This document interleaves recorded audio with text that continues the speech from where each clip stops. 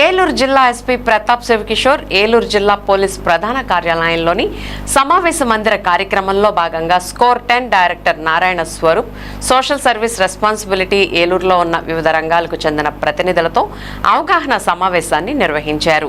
ఈ సందర్భంగా జిల్లా ఎస్పీ మాట్లాడుతూ స్కోర్ 10 యాజమాన్యం తమ సోషల్ సర్వీస్ రెస్పాన్సిబిలిటీ కార్యక్రమంలో భాగంగా ఆటో డ్రైవర్లకు 1 లక్ష రూపాయలు ఉచిత బీమా పథకాన్ని ప్రతి ఆటో డ్రైవర్కు అమలు చేస్తున్నట్లు ఈ పథకం ద్వారా ఆటో డ్రైవర్ల ఆర్థిక భద్రత పొందుతారని పేర్కొన్నారు.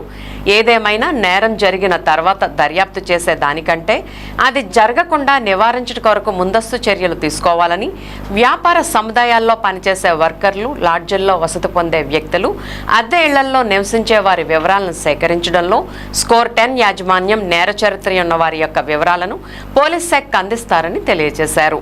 ఈ సమావేశంలో Eluru DSP D Shravan Kumar, SB inspector Malleswararao, Eluru traffic inspector Lakshmanarao, 3 town inspector Koteswararao, లాడ్జిల యాజమాన్యాలు, వ్యాపార సముదాయాల యాజమాన్యాలు, బంగారు దుకాణాల యజమానులు, దుకాణ సముదాయాల యాజమాన్యాలు, ఆటో డ్రైవర్లు పాల్గొన్నారు.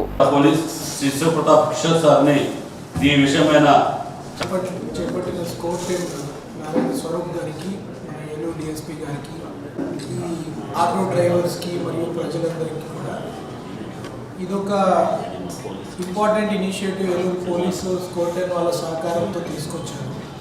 దీని వెనకాల ఉన్న ముఖ్య ఉద్దేశం ఏంటంటే, ఇప్పుడు ఆధునిక సమాజంలో మనము చాలామంది అపరిచిత వ్యక్తులతోటి బిజినెస్ చేయడం కావచ్చు, వాళ్ళకి ఇళ్ళకి రెంట్ ఇవ్వడం కావచ్చు, రైతులైతే వాళ్ళకి ఆక్వాకల్చర్ రైతులు కావచ్చు, లేకపోతే వరి రైతులు కావచ్చు, ఇంకొకరు సీడ్స్ కొనే వాళ్ళు కావచ్చు, రకరకాల అపరిచిత వ్యక్తులతోటి రకరకాల వ్యాపార లావాదేవీలు కానీ, వాళ్ళకి ఇల్లు అద్దెలు ఇవ్వడం కానీ, వాళ్ళతో వ్యాపారం చేయడం, బంగారు కొనడం లాంటివి చేస్తున్నారు. కానీ ఇవన్నీ కూడా ఎలాంటి చెకింగ్ లేకుండా, ఎట్లాంటి వాళ్ళకున్న నమ్మకంతో వాళ్ళు చెప్పే మాటలను బట్టి చేస్తున్నారు. దానివల్ల చాలామందిని మనం చూస్తున్నాం, చాలామంది నష్టపోతున్నారు.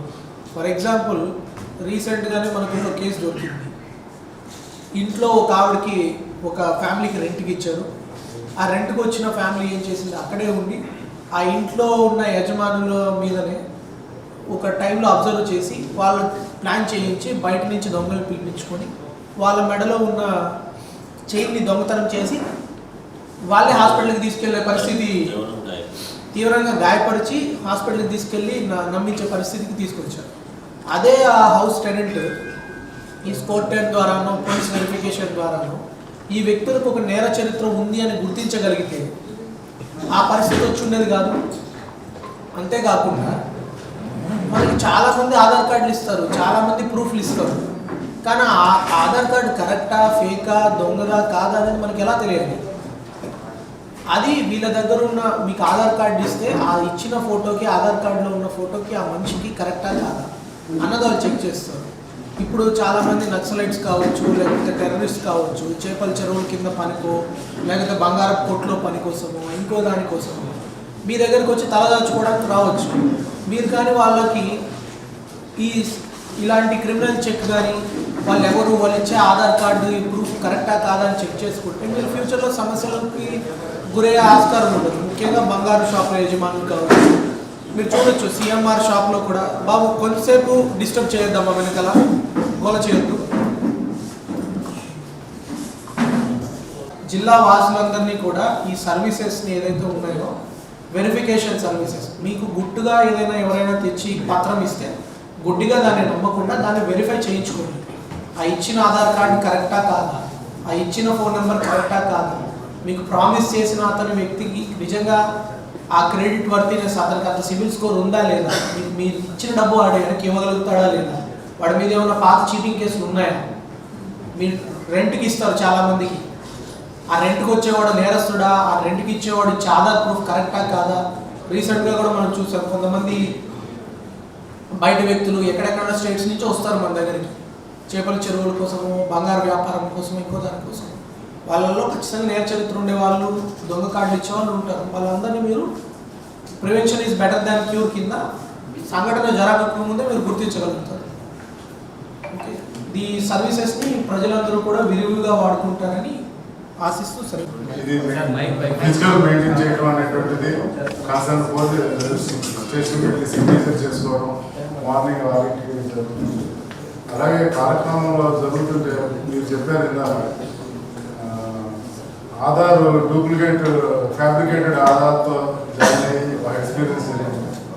అలాగే మేము కూడా కెమెరా మేము కోరేది ఏంటంటే మా యొక్క ఐరిష్తో మేము ఫోటోలు తీసుకుంటాం. అది డైరెక్ట్ వాళ్ళ చాలా టెక్నాలజీ పెరిగింది.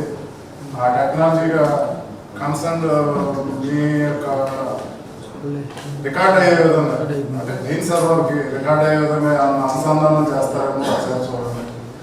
నేను రిసెప్షన్లోకి వచ్చి నేను ఫోటోలు మామూలుగా తీసుకుని చేస్తాను, కానీ అది వెంటనే పోలీస్ స్టేషన్కి వెళ్ళిపోవాలి.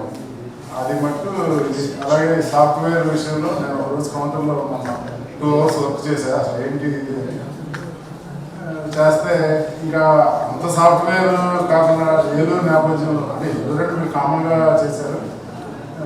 ఆ సాఫ్ట్వేర్ని మినిమైజ్ చేసి ఒక 5-6 స్టెప్పులు, ఎందుకంటే అక్కడ మనకి చేసే ఎంప్లాయీస్ ఒక టైప్ ఆఫ్ క్యాటర్ ఎక్సెల్ వచ్చిన వాళ్ళు అలా వచ్చిన వాళ్ళ వరకే ఇది అవుతారు.